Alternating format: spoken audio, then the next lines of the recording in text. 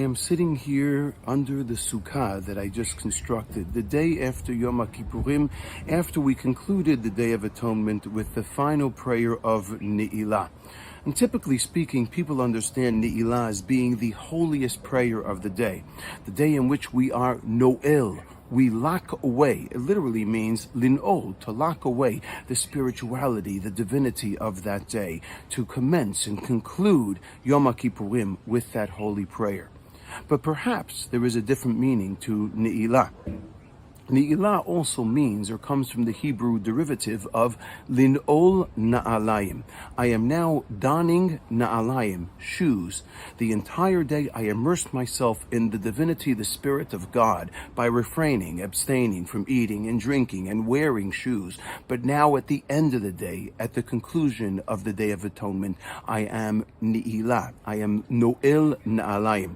I am once again donning my shoes and proclaiming that I want to be grounded in this physical world with all of the spiritual achievement and all of the spiritual enhancements that I experienced during the course of this holy day. Now it is time for me to don my shoes and to move into the physical world together with the spiritual accrements that I have indeed received during the course of this holy day.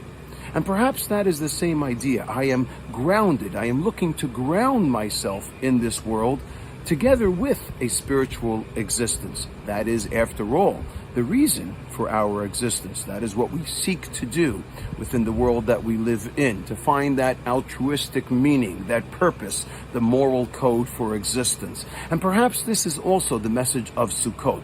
Many people or commentaries classically explain that Sukkot is a day in which we are trying to surround ourselves within the spirit and the divinity of Hashem in the walls of the Sukkah. Or, as the Gemara refers to it, Sala de Mehamnuta. It is, or represents, the shade of belief and faith in Hashem. But perhaps Sukkot has a different message, and this is something that I heard from Rabbi Riskin once.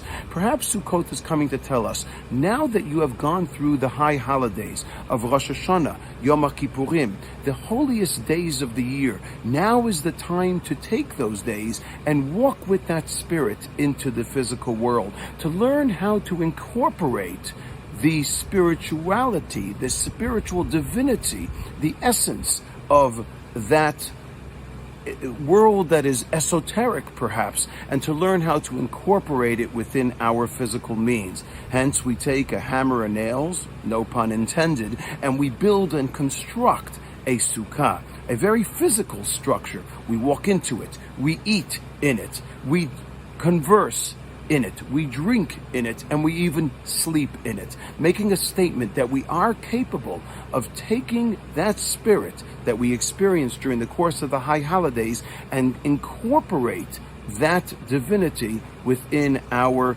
mundane and perhaps physical manifested lives, to be able to have that greater altruistic purpose even within our physical existence. This perhaps is why we wish each other on Sukkot Chag Sameach. The true simcha, happiness of how we understand it from a Jewish perspective is not pleasure, but happiness has meaning to it. It has a greater goal, aspirations, and understanding to what we are trying to do in our lives.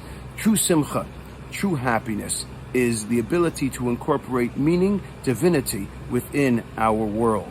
That is the Jewish way, that is the Torah way, that is the Gila way. Gila, after all, means happiness, simcha.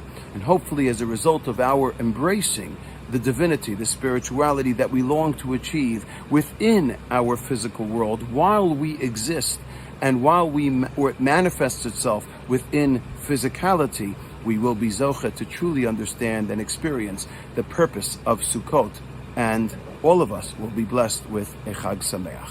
Thank you once again for joining us. Please remember to consider subscribing to the page below and send me your comments. I will get back to you. Have a great day.